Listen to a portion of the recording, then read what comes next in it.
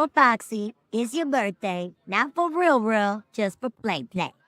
This is Cree Summer, and Moana Nui will be right back.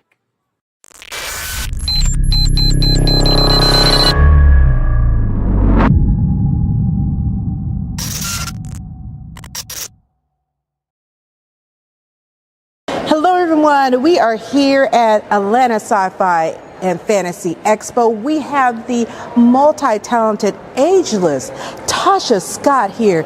You know her from South Central, Camp Cucamonga, Quantum Leap, Troop Beverly Hills, and so much more. So introduce yourself to those that may not know you that is watching this interview. Hi guys, as she said, I'm Tasha Scott.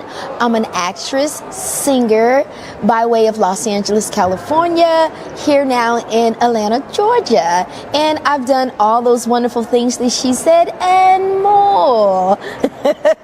So you mentioned earlier about your journey from going from a child actor to right now coming to Atlanta and establishing yourself in this Atlanta market and that whole journey. How was it for you going into the acting world as a child actress and finding your path as you gotten older? Okay, so let's say this. There was a few things that I did as a child actress, and it was brought to my attention a few years ago. I didn't even realize that I only did a few things as a child actress, and most of everything else, I was a young adult playing younger roles. Yes. Does that make sense? Because that melanin. That melanin. We talked about this earlier. Yes. So, and that was brought to my attention a few years ago, because I was like, wait, I think I did maybe like 2 or 3, maybe 4 things as a child actress. Mostly everything I did, I was in my 20s playing a younger role. So the transition, it was just there. Like, because I guess I have an old soul, as you want to say. Because I started out in the industry professionally at 8, singing in nightclubs. So I had that old soul, that adultness about me. So the transition was easy. Okay. Yeah. See, and I like the fact that you had that period that you got to be a kid because you were not going from 8 all the way into now constantly acting, everything else. So you got to enjoy your childhood before you stepped into adulthood. I did till a certain extent. Okay. Because at 8, I told my mom that I wanted to sing.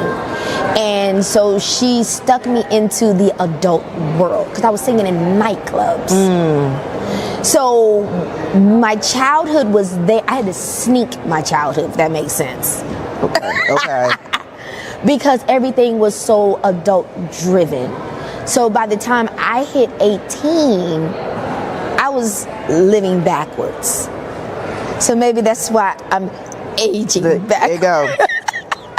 Yes, Benjamin Button. I was just about to say Benjamin Button. Yeah. So, as you became older and you're playing these younger roles and stuff, you know, doing like shows like Full House and things like that.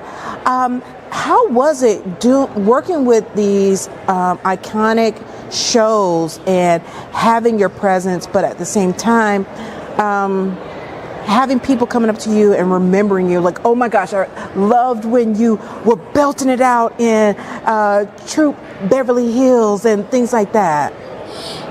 To me, looking at that, I was watching these TV shows and saying, ooh, I want to be on there, but they're more like prestige than me, because I'm just like, I feel like I was still just like starting out, but I was on a lot of things. So I don't want to say I was starstruck, but I was learning and just looking and observing and just being like, I'm actually putting myself in this acting role and I'm becoming like them, like a Jaleel, you know, like a Candace Cameron, like a Whoopi Goldberg. Like I'm becoming this because when I moved to Los Angeles, I had no clue about acting. All I knew was singing.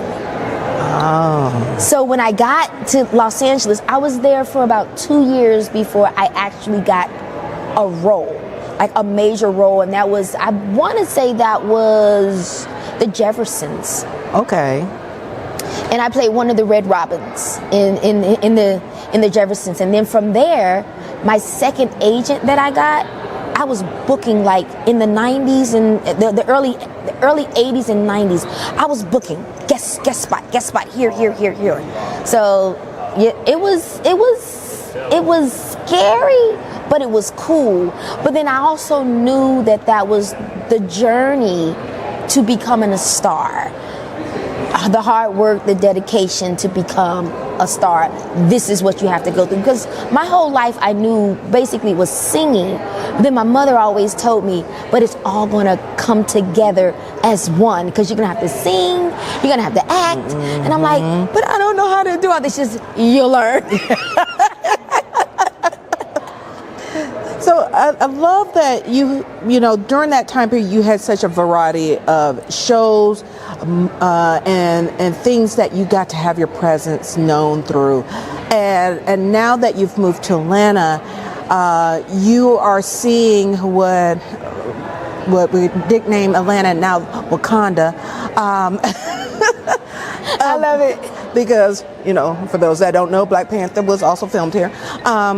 That you're getting a lot of the studios that are here and that different exposure from California versus Georgia. How has this journey been since you've moved to Atlanta in the acting world and getting seen and booking yourself here in Atlanta? Okay, I've been here 9 months. So in the 9 months, I've done 2 stage plays, and I did a sitcom starring the late great right now Angie Stone. May she rest in peace. So we did her story about her being in the industry, you know, with her girls group. Amazing sitcom. So stage plays, I did The Wiz in the 80s. And that was my first stage play. I was very, very, very scared. So the 2 stage plays that I've done here, all new to me still. But when we did the sitcom, I was ready for that because that's my life. That was what I was used to. So I'm still trying to see how it all works here. And this new way of like you can shoot a whole series in 3 days is blowing my mind. But I get it. When you're professional and you know your craft and you know your game, you know it comes like that. So yeah. So I'm getting used to how they do everything here, and I think Atlanta's gonna do very well for me. Yes, love it. So as far as the sitcom, I love that you brought that up. For those that are interested in checking that out, where is it that we can tune in and watch that sitcom? Oh, it's LJN, Lucky Johnson's studios. Please don't let me be botching this. LJN, he has his own network and his own app.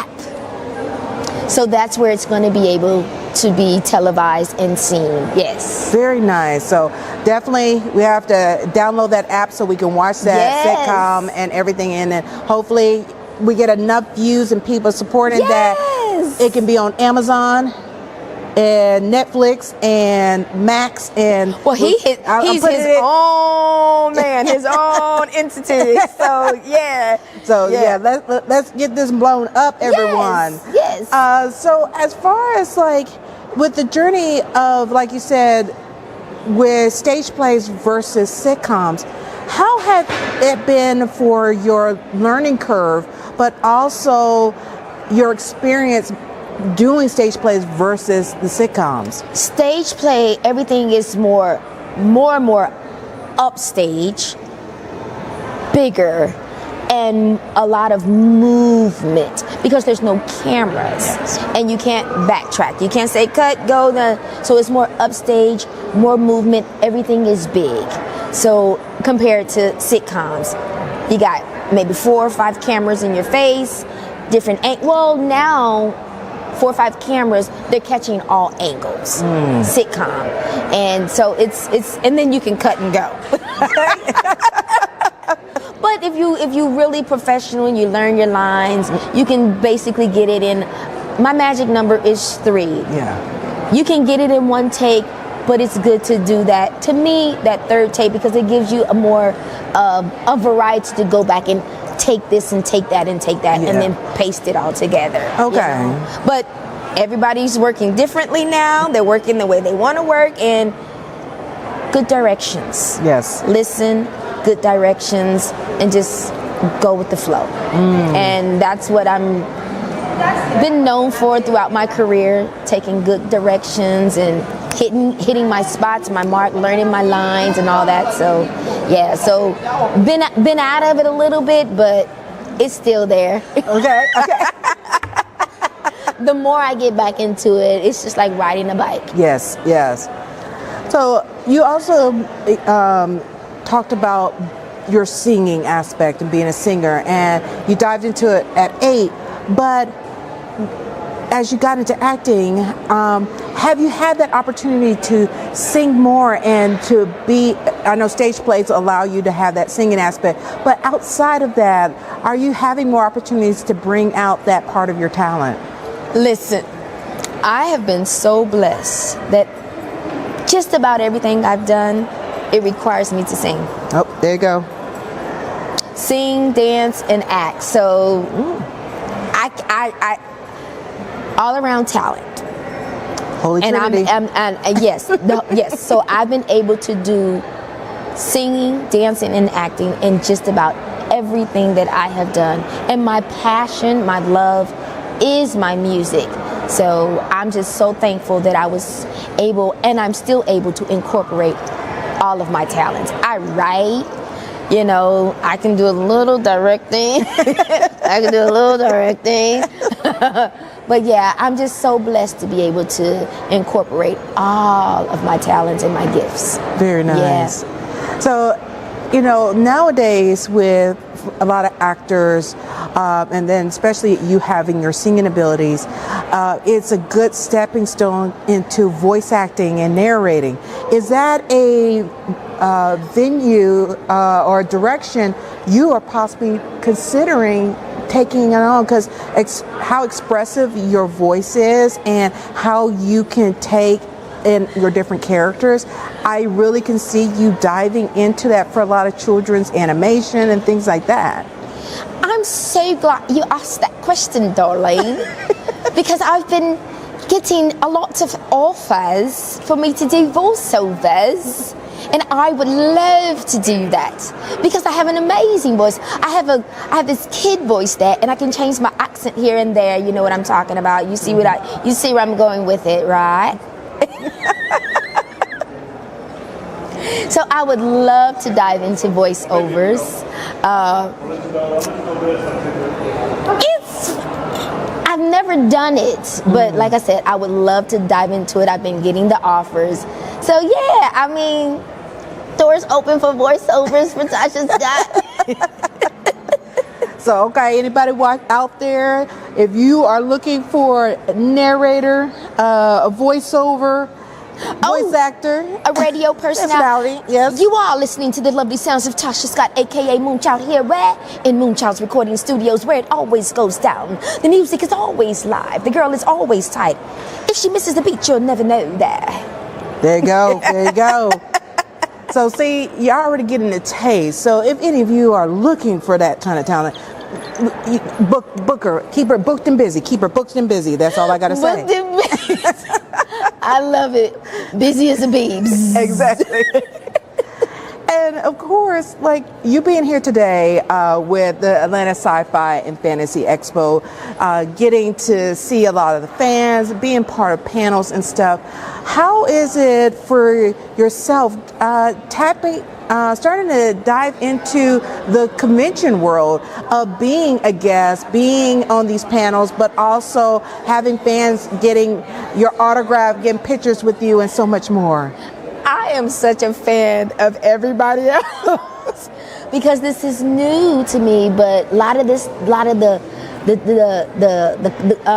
Comic Cons and stuff that I've been to, it's just been like, they've been amazing, but the characters are so amazing. I grew up looking at some of these characters, and just to see their creativity, like, wow, so creative. Like, a lot of these characters need to be on TV. Yes. Like, I'm a fan, and I know that they're a fan of my work, but I'm a fan just watching them, you know. So it's been amazing. The energy is incredible, out of this world.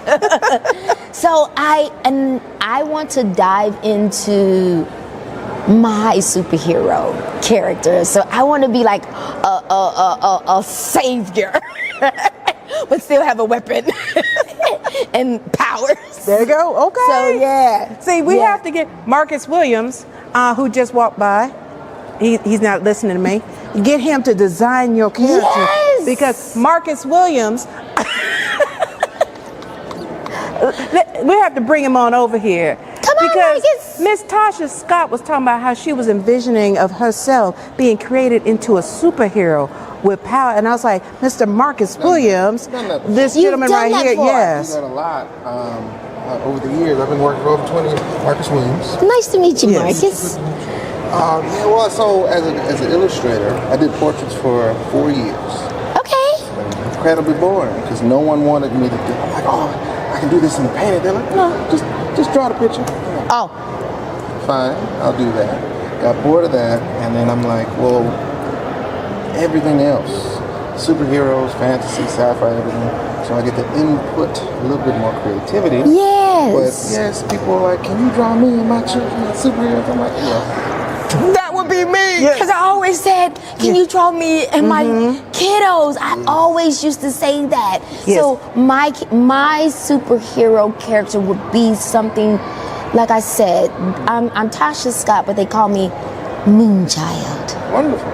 So I wanted to do something with the moon and the child. You get your like, powers just from the moon. Yes, my energy and yes. Because you just did creating a superhero for a NFL player. Yeah. Ooh. Yes. Went to, gosh, where was it? Idaho, Ohio? One of those. And Nick Chubb. Nick Chubb. He was playing for the Browns. And so they had a whole studio laid out. They were like, can you draw on set in front of camera? I was like, sure.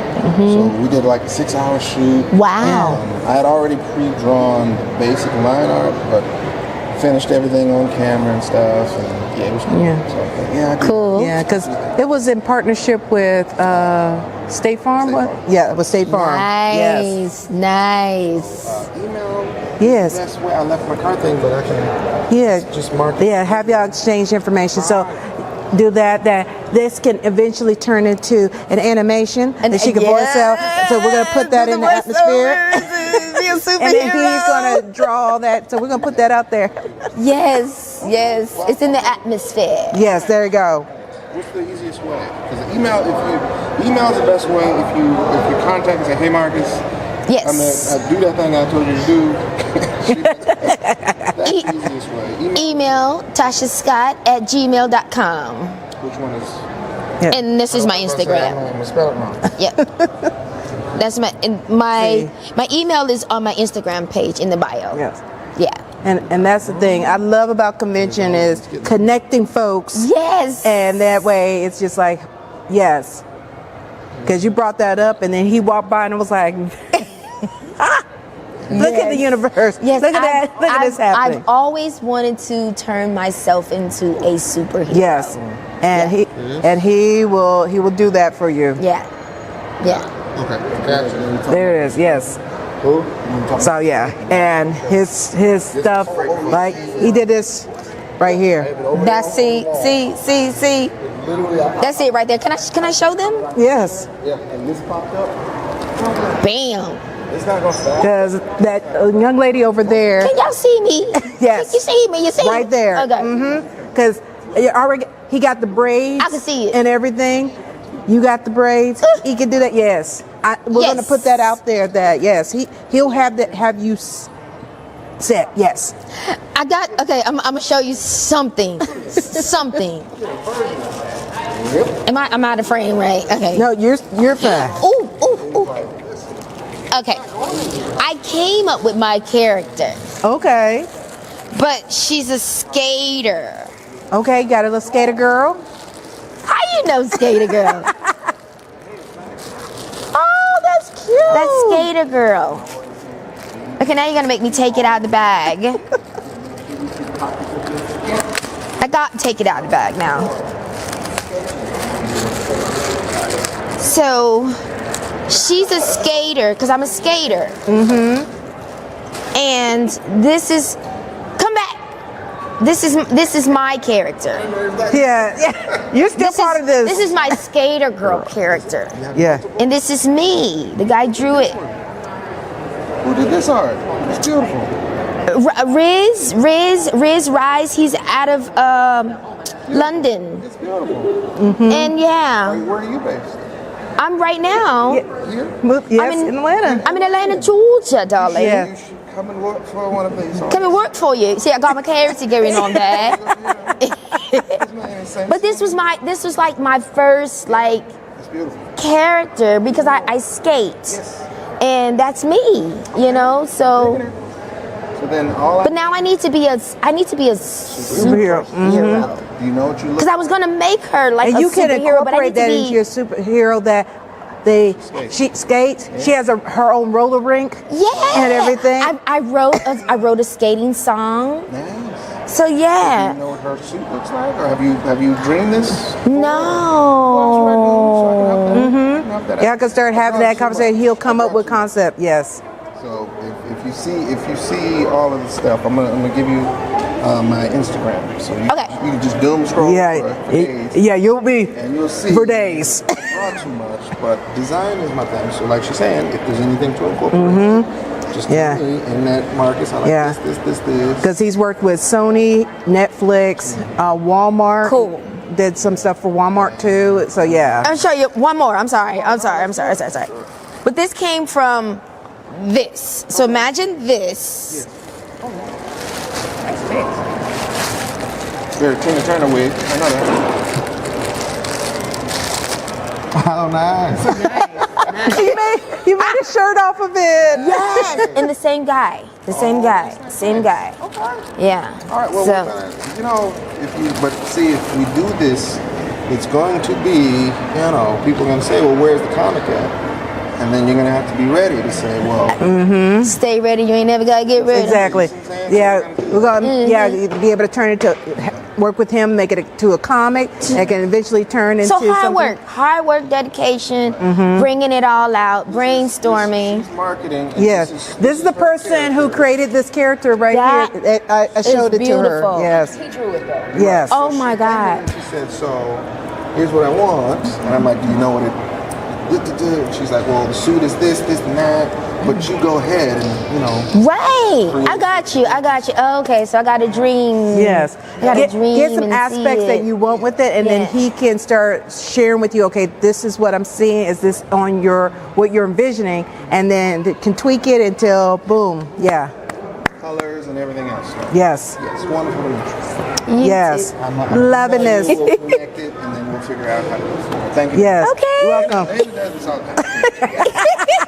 I love it. I was like, that was so perfect. We were talking about her wanting to be a superhero, and then you walked by and I was like, Ed Marcus Williams. I have not played a superhero.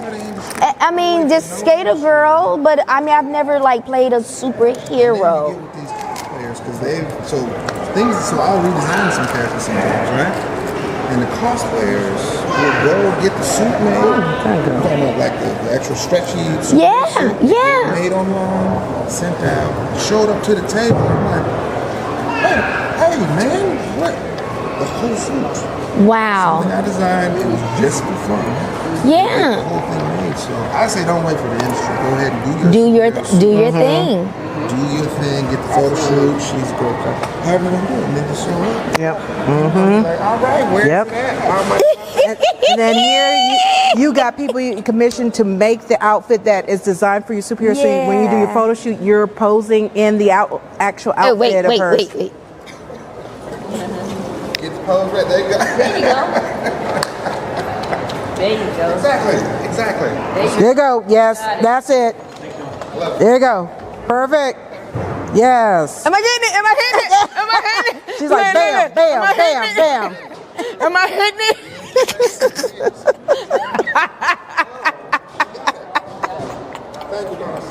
Well, thank you. Ooh, that's all right. You're fine. But everyone, I know we went in so many different directions in this interview, but it was all organic. Yes. So y'all got to be on this journey with us. Yes. So once again, for those that are interested in following you and keeping up with everything you're doing, how can they follow you on social media and also be able to purchase any of your items that you're showing today? Okay, so Instagram is Tasha Scott, aka Tink. That's Instagram. So you can DM me if you like one of the shirts that I showed you, from Skater Girl to the Troop Beverly Hills. Pictures I'm willing to sign and send out.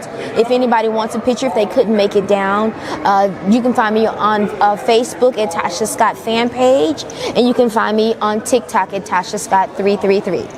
Awesome. Well, everyone, once again, thank you for tuning in for this interview. Definitely make sure you like, follow, and Tasha Scott on all her social media, Yes. but also like, follow, and subscribe to all the social media platforms for Atlanta Sci-Fi and Fantasy Expo, so you can keep up with the details for next year's convention and how you can also be a part of the convention as either a panelist, volunteer, or so much more. So thank you everybody for tuning in for this interview, and tune in for our next interview right after this. Bye everyone.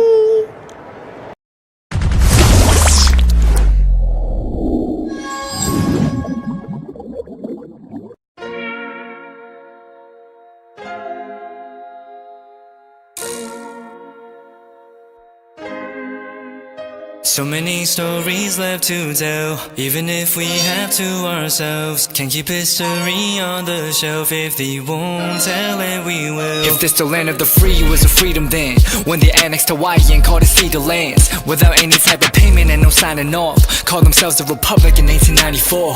1.2 million acres overtaken from the native Hawaiians. When they resisted, the West retaliated in violence and erasure. The Hawaiian language is banned as part of colonialism's plan to expand, yeah. Stuck between a rock and a hard place. Multiple bombings of Kaho'olawe as a part of their ongoing war with Asia. Used it as a place for target practice.